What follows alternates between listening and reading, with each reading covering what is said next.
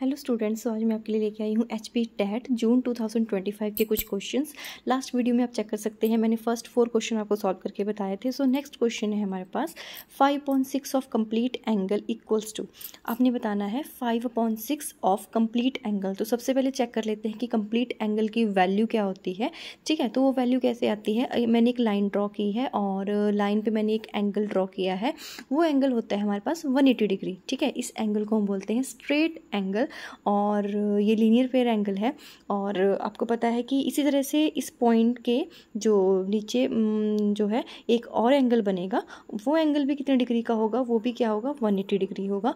Now 180 + 180, ठीक है, 180 + 180 कितना बन जाएगा 360 डिग्री। तो 360 क्या आएगा आपके पास complete angle, means complete angle की वैल्यू क्या आ जाएगी 360 डिग्री। कुछ स्टूडेंट्स को इसमें डाउट होता है स्ट्रेट एंड कंप्लीट में। तो स्ट्रेट होता है आपके पास 180 डिग्री एंड कंप्लीट होता है, याद रखना, कंप्लीट होता है आपके पास 360 डिग्री। ठीक है, तो अब आपने इसमें बताना है 5/6 ऑफ कंप्लीट एंगल ना। 5/6 ऑफ की जगह लग जाएगा मल्टीप्लाई। ठीक है, कंप्लीट एंगल, तो 5/6 इंटू कंप्लीट एंगल की जगह आप वैल्यू पुट कर दोगे अब यहाँ पे 360 डिग्री।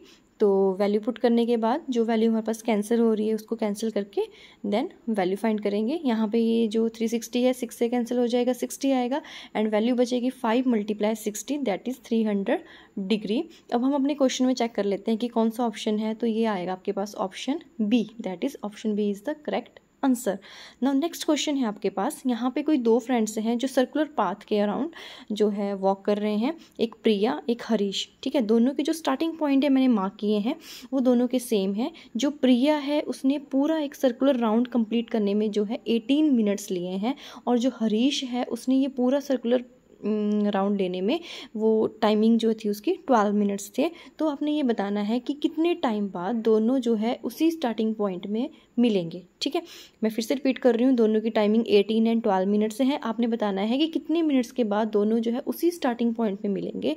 तो इसके लिए हमने क्या फाइंड करना है, दोनों की टाइमिंग है उनका अगर हम एलसीएम फाइंड करें तो हमारे पास वो टाइम आ जाएगा जितने टाइम के बाद वो दोनों उसी पॉइंट पे दोबारा से मिलेंगे। ठीक है, तो मीन्स हम इस क्वेश्चन में क्या करेंगे, जो 18 और 12 हमारे पास 2 वैल्यूज़ गिवन है उनका हम क्या फाइंड करेंगे एलसीएम। ठीक है, एलसीएम फाइंड करने के हमारे पास 2 मेथड्स मैंने आपको लास्ट वीडियो में बताए थे, आप मेरे चेक कर सकते हो वीडियो में।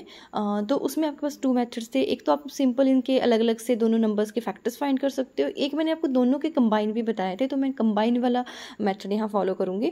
18 और 12, ठीक है, दोनों ही 2 से डिवाइड होने वाले नंबर है, 2 से डिवाइड कर दिए, 9 और 6 आ गया, अगेन 2 से किया तो ये आ जाएगा 9, तो एज इट इज़ रहेगा। 6 को किया 3 आ जाएगा, देन 3 से डिवाइड होंगे तो 3 and 1, देन अगेन 3 से करेंगे तो 1 and 1। ठीक है, तो इसके जो फैक्टर्स आएंगे 2 × 2 3 × 3, इन फैक्टर्स को मल्टीप्लाई कर देंगे और ये आ जाएगा 36 मिनट्स। मतलब 36 मिनट्स के बाद वो दोबारा से उसी पॉइंट पे मिलेंगे और ये है आपका ऑप्शन ए।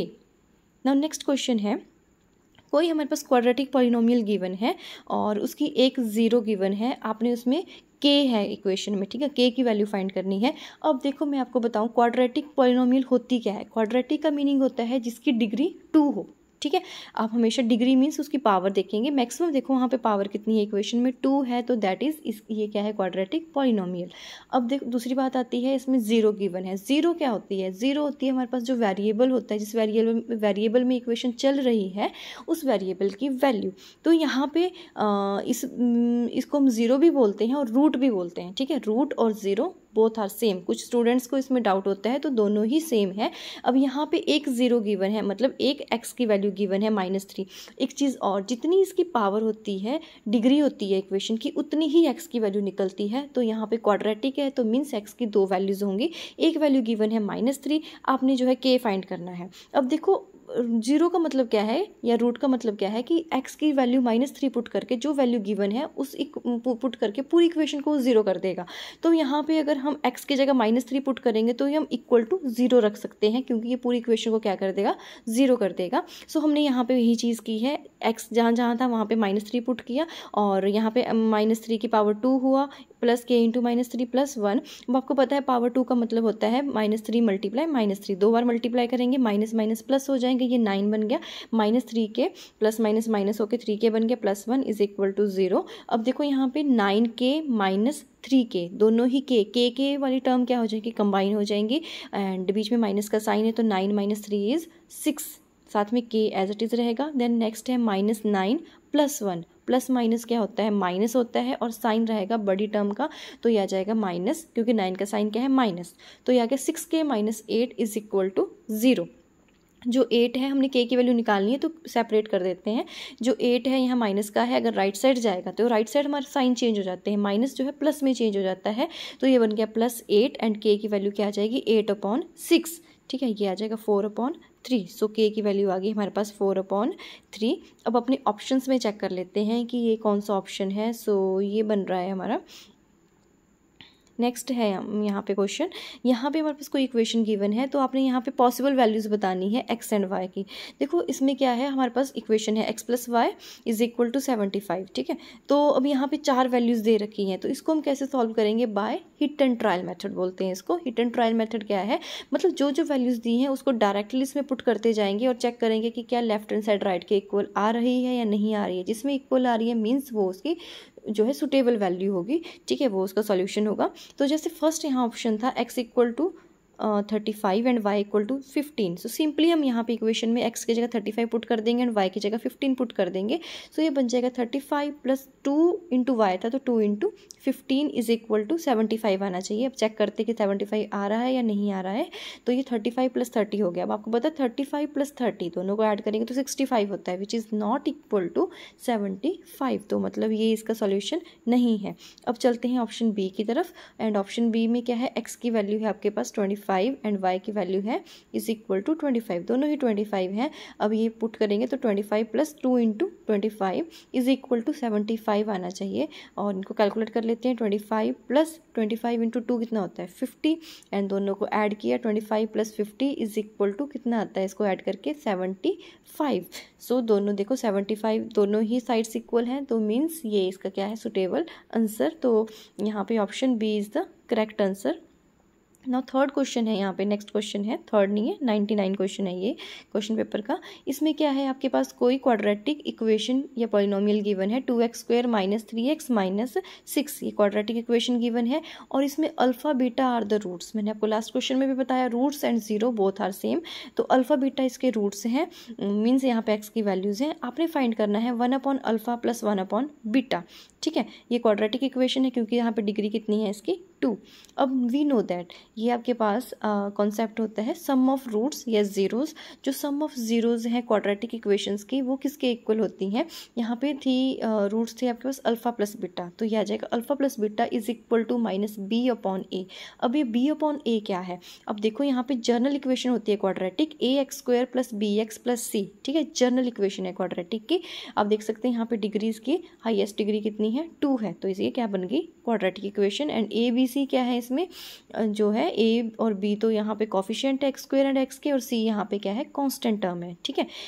तो अब यहाँ पे आप देख सकते हैं b क्या है, यहाँ पे coefficient of x and a है कॉफिशिएंट ऑफ x², तो ये होता है -b, माइनस यहाँ पे हमेशा फिक्स होता है -b/a के इक्वल। अब इक्वेशन में कंपेयर करते हैं, b क्या है हमारे पास, b की वैल्यू देखो कॉफिशिएंट ऑफ x कितना है -3, -1 पहले से ही था, तो माइनस इंटू -3 जो x² का कॉफिशिएंट है वो 2 है, ये आ जाएगा /2, माइनस माइनस प्लस हो जाएंगे 3/2, ठीक है। तो मतलब अल्फा + बीटा की वैल्यू आ गई 3/2। नेक्स्ट होता है हमारे पास product of roots. Product of roots है 0, वो किसके इक्वल होता है, alpha × beta is equal to constant term divided by coefficient of x², ठीक है। कांस्टेंट टर्म कितनी है इक्वेशन में -6, तो -6 पुट कर देंगे, एंड कॉफिशिएंट ऑफ x² है 2, तो यह आ जाएगा 2, ठीक है। एंड यहाँ पे अल्फा एंड बीटा की वैल्यू कितनी आ गई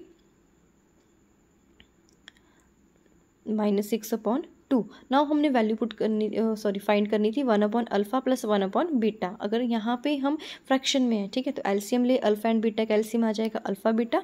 नाउ एलसीएम को डिवाइड करेंगे डिनोमिनेटर से, डिनोमिनेटर फर्स्ट डिनोमिनेटर क्या है अल्फा, अगर डिवाइड करेंगे अल्फा से अल्फा कैंसिल हो जाएगा, बचेगा beta, beta × 1 is beta, plus similarly alpha beta जो एलसीएम है उसको डिवाइड कर देंगे डिनोमिनेटर बीटा से, तो बीटा से बीटा कैंसिल होगा, यहाँ बचेगा अल्फ़ा इंटू 1 एंड ये हो जाएगा beta plus alpha upon alpha into beta. अब ये वैल्यूज़ यहाँ से उठा के पुट कर देते हैं। इसकी वैल्यू थी आपके पास 3/2 एंड अल्फ़ा इंटू बीटा की वैल्यू थी आपके पास -6/2। कैंसिल भी कर सकते हैं, मैंने इसको बाद में कैंसिल किया है, आप पहले भी कर सकते हो। तो यह आ जाएगा 3/2, जो यहाँ पे ये डिवाइड है ऊपर जाके ये चेंज हो जाता है मल्टीप्लाई में, ठीक है, और जो है रेसिप्रोकल हो जाता है टर्म का। -6/2 था, ये बन जाएगा 2/-6, वैल्यूज़ कैंसिल हो जाएंगी और जो आंसर आएगा आपके पास कैंसिल करने के बाद 1/-2। ठीक है, सिंपल सी कैलकुलेशन है, 1/-2 या -1/2 एंड ये आपके पास ऑप्शन बनेगा option A. So option A is the correct answer.